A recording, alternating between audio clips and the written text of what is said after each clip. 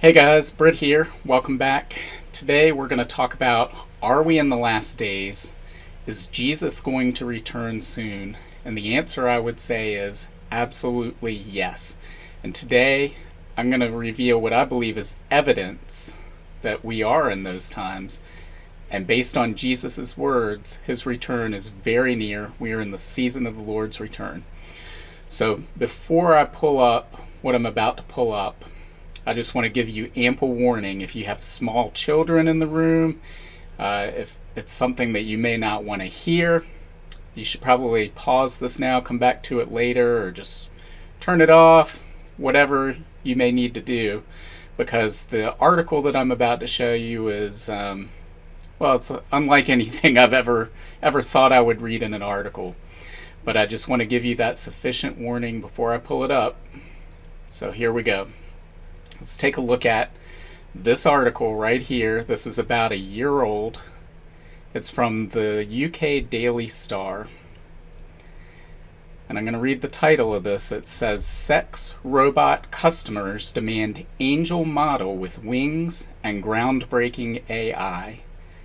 Real Doll, I'm assuming that's the company we're talking about here, teased its followers with a picture of a female mannequin with wings and a halo.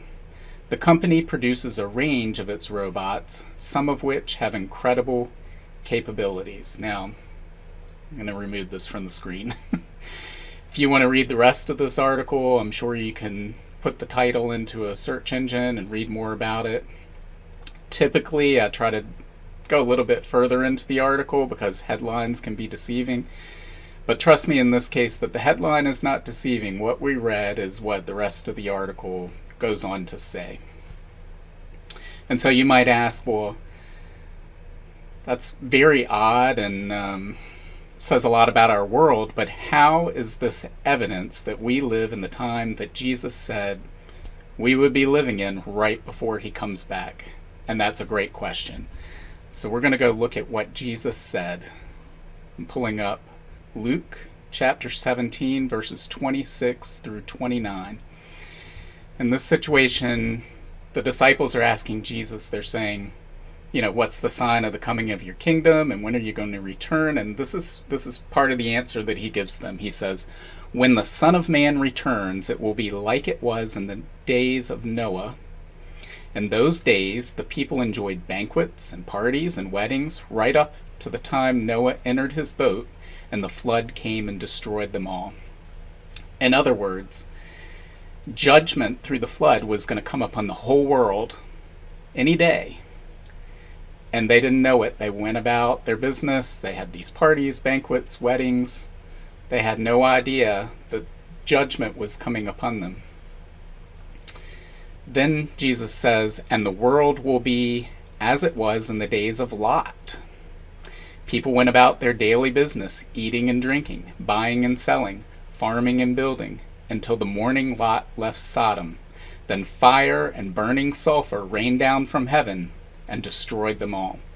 So again, just like with Noah, we have judgment coming on Sodom and Gomorrah, but they don't know it yet. So they're going about their daily business, conducting commerce, having parties and wedding festivities, totally unaware of this judgment that is coming.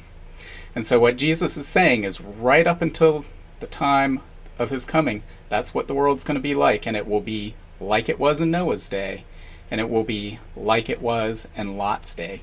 So what were those days like? Well, if we go to Genesis 6:5, we find out what it was like in Noah's day. It says, the Lord observed the extent of human wickedness on the earth, and he saw that everything they thought or imagined was consistently and totally evil. So I don't know about you, but when I look at the media, when I look at how people spend their time and their money, the content they consume, if we're not already at the point where everything people are thinking and imagining is consistently and totally evil, we're pretty close. Now, of course, this excluded Noah and his family, who were brought out of the flood judgment. And it also excludes Bible-believing Christians who have committed their lives to Jesus Christ, who believe in their hearts that Jesus died for their sins, that he was resurrected and lives again. That's not who God is watching here in this. He's looking at the world outside of that and the judgment that must come upon them.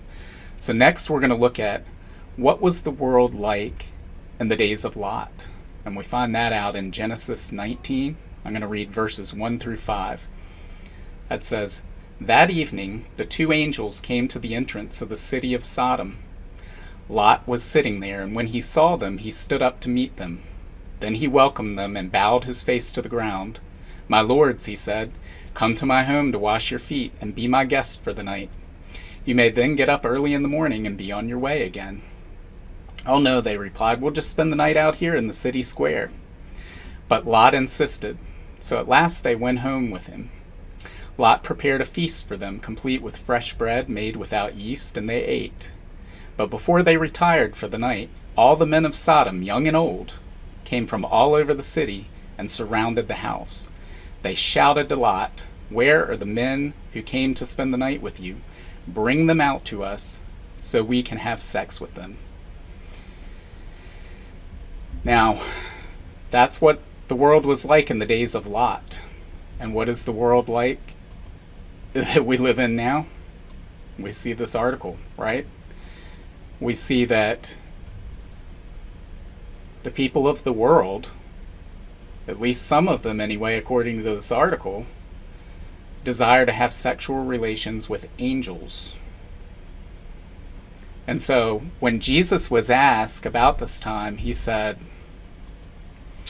later on in Luke 17, he said, "Just as the gathering of vultures shows there is a carcass nearby, so these signs indicate that the end is near."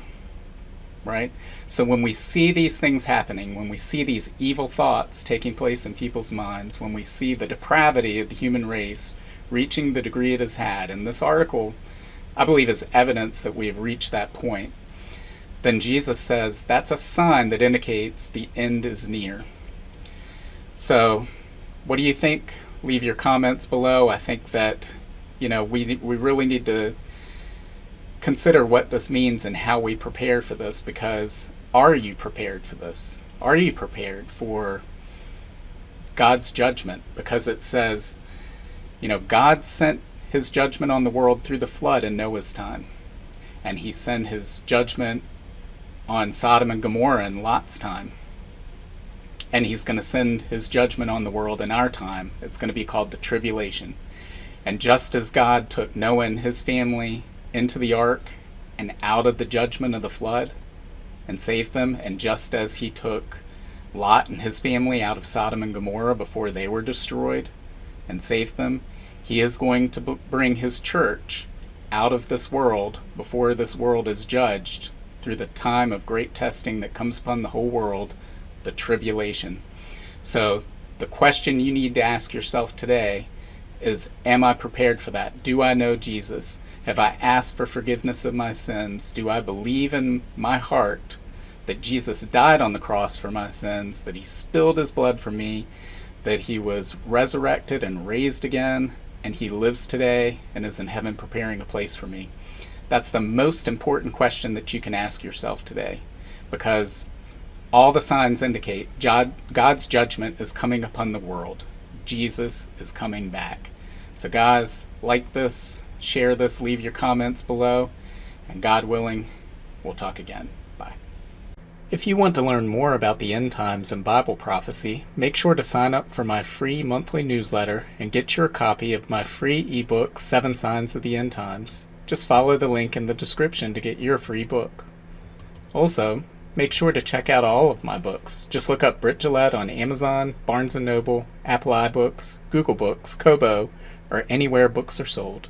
Thanks for watching today, and until next time, keep your eyes fixed on Jesus, the author and perfecter of our faith.